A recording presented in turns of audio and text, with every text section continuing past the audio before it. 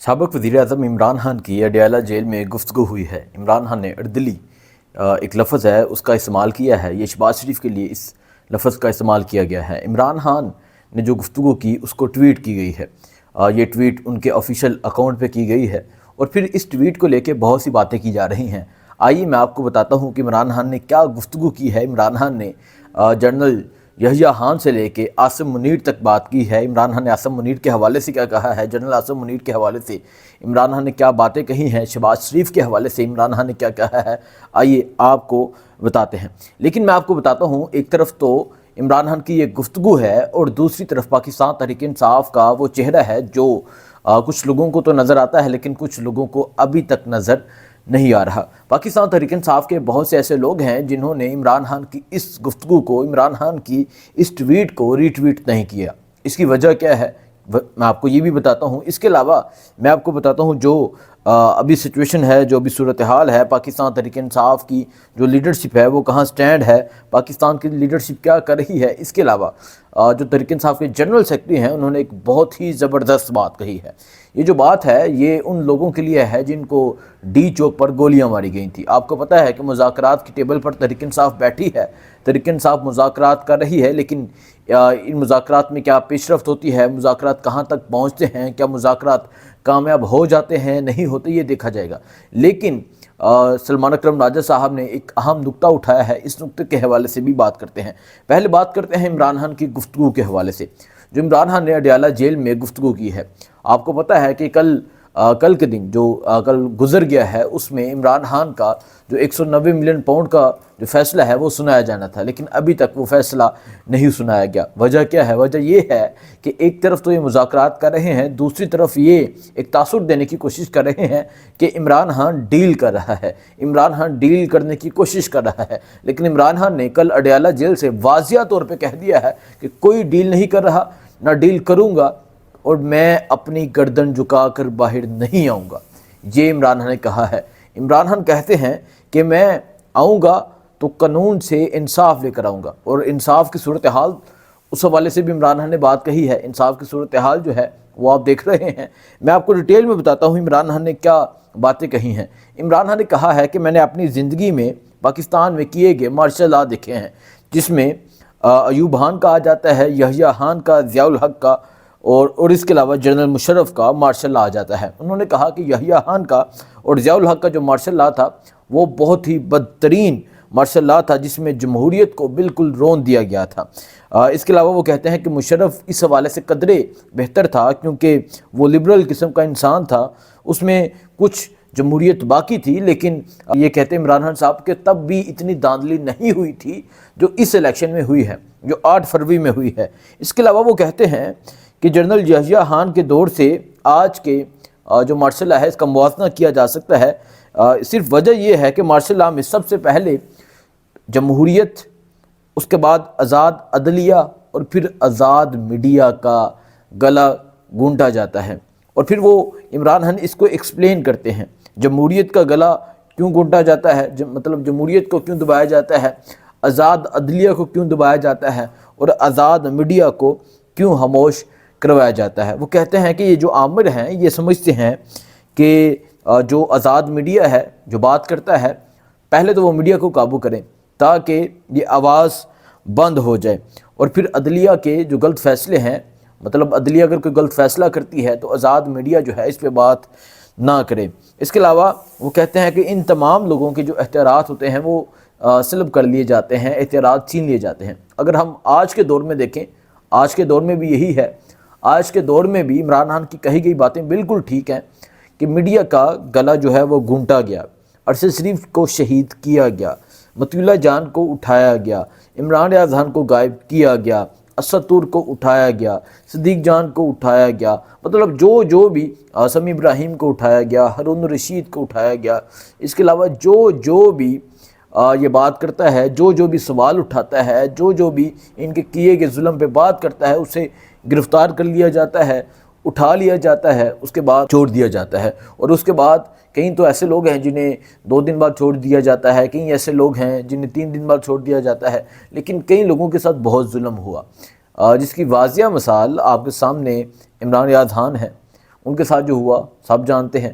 ارشد شریف شہید، ارشد شریف کو شہید کر دیا گیا، اس حالت تک یہ پہنچ چکے تھے۔ اس کے علاوہ عمران خان کہتے ہیں کہ جیسے حمود الرحمان کمیشن رپورٹ کے ذریعے یہ واضح ہوا تھا کہ یحییٰ خان نے اپنی طاقت اور اقتدار کی خاطر ملک کے نظام کو تہس نہس کر دیا تھا، وہی کام آج کیا جا رہا ہے۔ اس کے علاوہ وہ کہتے ہیں کہ تحریک انصاف کو مسلسل کچلا جا رہا ہے۔ فارم 47 کی بوگس اور فراڈ حکومت کو بچانے کے لیے تحریک انصاف کے تمام رستے بند کیے جا رہے ہیں۔ ملک میں جمہوریت کا، قانون کی حکمرانی اور عدلیہ کا جنازہ نکالا جا رہا ہے۔ شہباز شریف صرف اور صرف جنرل عاصم منیر کی ایک کٹ پتلی اور اردلی ہے۔ اردلی یہ جو لفظ یوز کیا گیا ہے، یہ لفظ اس طرح کہا جاتا ہے جیسے وہ کوئی غلام ہو، جسے اگر ہم چمچہ کہہ سکتے ہیں وہ ہو۔ شہباز شریف یہ آپ کو بتا دیا۔ اس کے علاوہ وہ کہتے ہیں کیونکہ کم از کم انتخابات میں اس سے پہلے اس طرح کی دھاندلی نہیں کی گئی جیسے فروری 2024 میں کی گئی، اور فارم 47 کے ذریعے اس ناجائز حکومت کو بنایا گیا، اور یہ حکومت کے نام پر بھی ایک دبا ہے۔ یہ عمران خان بات کر رہے ہیں اور کہہ رہے ہیں القادری ٹرسٹ کیس کا فیصلہ جو پچھلے کیسز کی طرح میرے اوپر دباؤ ڈالنے کے لیے لٹکایا جا رہا ہے، لیکن میں مطالبہ کرتا ہوں کہ فوراً سے فوراً آپ اس کیس کا فیصلہ سنا دیں۔ آپ نے سزا دینی ہے آپ دیں، آپ نے جو کرنا ہے آپ کریں۔ آپ نے عدت کیس کا فیصلہ سنایا، آپ نے باقی فیصلے سنائے، یہ بھی سنا دیں۔ انہوں نے کہا کہ یہ جو آپ کوشش کر رہے ہیں کہ میرے اوپر تلوار بنا کے لٹکانے کی، تو میں ڈرنے والا نہیں۔ یہ عمران خان نے پیغام دے دیا اور کہا کہ میں ڈیل کرنے والا بھی نہیں۔ اور عمران خان نے جو باتیں کہی ہیں، جو عمران خان نے باتیں کی ہیں، وہ آپ کے سامنے ہے۔ عمران خان نے کہا کہ القادر کیس بالکل ایک بوگس کیس ہے، دور دور تک اس میں میرٹ نہیں ہے۔ میں نے کوئی بلاول ہاؤس نہیں بنوایا، میں نے دور دراز دیہاتوں میں ایک اسلامک یونیورسٹی بنائی جس میں سیرت نبی صلی اللہ علیہ وآلہ وسلم پڑھائی جا رہی ہے، اور یہ بھی شوکت خانم کی طرح، نمل یونیورسٹی کی طرح ایک ٹرسٹڈ یونیورسٹی ہے، جو ٹرسٹ مطلب لوگ ڈونیشنز دیتے ہیں اور یہ یونیورسٹی چلتی ہے۔ اس کے علاوہ وہ کہتے ہیں کہ پاکستان میں معیشت کا حال برا ہے۔ یہ تمام باتیں کہی ہیں، سب جانتے ہیں۔ جو عمران خان نے شہباز شریف کے حوالے سے بات کہی، سب جانتے ہیں کہ یہ شہباز شریف کی حکومت کس طرح بنی۔ یہ فارم 47 کی حکومت، ان کے تمام امیدوار ہارے ہوئے تھے۔ شہباز شریف کا بھائی نواز شریف ہارا ہوا تھا، تمام کابینہ دیکھ لیں، حاجہ آصف ہارے ہوئے تھے، باقی جتنے بھی لوگ ہیں یہ سب ہارے ہوئے چہرے ہیں، اور اس طرح ڈھیٹ بن کے، اس طرح یہ بزدل بن کے اسمبلیوں میں بیٹھے ہوتے ہیں، سب نے دیکھا ہے۔ لیکن یہ جو ٹویٹ کی گئی، اس میں جو عمران خان نے بات کہی جنرل عاصم منیر کے حوالے سے، عمران خان نے یہ کہا کہ یہ بدترین مارشل لا کا دور ہے، جب مارشل لا لگے تھے تبھی اس طرح ظلم نہیں ہوا تھا۔ تو یہ ایک ایسا پوائنٹ ہے جس کی وجہ سے پاکستان تحریک انصاف کے بہت سے رہنما اس کو ری ٹویٹ نہیں کر رہے، اس پہ بات نہیں کر رہے، کیونکہ وہ یہ بوجھ نہیں اٹھا سکتے۔ اور ایسے بہت سے لوگ ہیں جنہوں نے تحریک انصاف کے نام پہ ووٹ لیے، جنہوں نے تحریک انصاف کے نام پہ سیاست کی، تحریک انصاف سے عہدے لیے، لیکن وہ اس پہ بات نہیں کر رہے۔ اس حوالے سے آپ یہ دیکھ سکتے ہیں بہت سے ایسے لوگ ہیں، میں جس طرح بتایا کافی نام سامنے آ رہے ہیں، زرتاج گل کا نام سامنے آ رہا ہے، اس کے علاوہ اور کافی نام سامنے آ رہے ہیں جنہوں نے ابھی تک اس ٹویٹ کو ری ٹویٹ نہیں کیا۔ وہ کہہ رہے ہیں کہ یہ جو ٹویٹ کی گئی عمران خان کی طرف سے، یہ جو ٹویٹ عمران خان کے اکاؤنٹ کی طرف سے کی گئی، پاکستان تحریک انصاف کے لوگ اس پہ بات کرنا مناسب نہیں سمجھ رہے۔ آپ کو میں اگر اس حوالے سے دوسری سائڈ پہ لے کے جاؤں، آپ اس چیز کو سمجھیے گا کہ جب 24 نومبر کی فائنل کال تھی، جب لانگ مارچ تھا، جب لوگ ڈی چوک پہنچے، رکاوٹوں کو، مشکلات کو، مطلب مصیبتوں کا سامنا کرتے ہوئے، تمام رکاوٹوں کو عبور کرتے ہوئے وہ ڈی چوک پہنچے، اس میں انہوں نے ربر گولیوں کا سامنا کیا، شیلنگ کا سامنا کیا، پتھراؤ کا سامنا کیا، اس کے علاوہ گولیوں کا سامنا کیا، اور پھر ڈی چوک پہ بھی گولی چلی۔ دیکھیں، اگر تحریک انصاف اور تحریک انصاف کا احتساب کرنا ہو، جو میں سمجھتا ہوں، جو میری ایک ناقص رائے ہے، تحریک انصاف کا احتساب اگر کرنا ہو تو آپ دیکھ لیں کہ ڈی چوک کون آیا کون نہیں آیا۔ جو نہیں آیا سمجھے کہ وہ پہلے ہی کمپرومائز تھے، جو نہیں آیا ان کو پتہ تھا وہاں کیا ہونا ہے، اور جو آئے ہیں وہ دلیر لوگ ہیں۔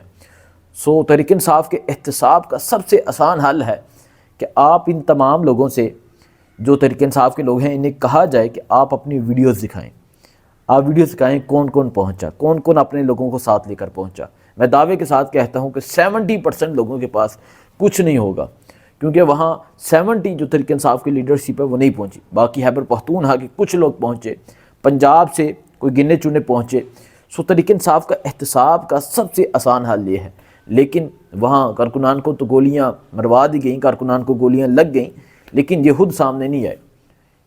یہ ایک بہت بڑا ظلم تھا۔ دیکھیں، ایک تو ظلم ہوا ریاست کی طرف سے، ایک تو ظلم ہوا ان لوگوں کی طرف سے، لیکن ایک ظلم انہوں نے خود بھی کیا، جو ورکرز کو آگے کر کے خود آگے نہیں آئے۔ سو عمران خان کو اس پہ بھی احتساب ضرور کرنا چاہیے۔ اس سے پہلے کہا گیا تھا کہ یہ مارچ تحریک انصاف کا فیصلہ کرے گا، اور میں یہ سمجھتا ہوں ان تمام لوگوں کو بھی فارغ کرنا چاہیے۔ اب میں بات کرتا ہوں سلمان اکرم راجہ کے حوالے سے۔ سلمان اکرم راجہ نے ایک بہت زبردست پوائنٹ اٹھایا ہے، اور یہ جو پوائنٹ اٹھایا ہے سلمان اکرم راجہ نے، وہ کہتے ہیں کہ مذاکرات کی کوئی اہمیت نہیں اگر ہمیں خون کا حساب نہیں ملتا، اگر ہمارے گمشدہ لوگوں کو ڈھونڈا نہیں جاتا، اور اگر ہمیں یہ نہیں بتایا جاتا کہ اس دن گولی کس نے چلائی اور کیوں چلائی، کس کے حکم پر چلائی۔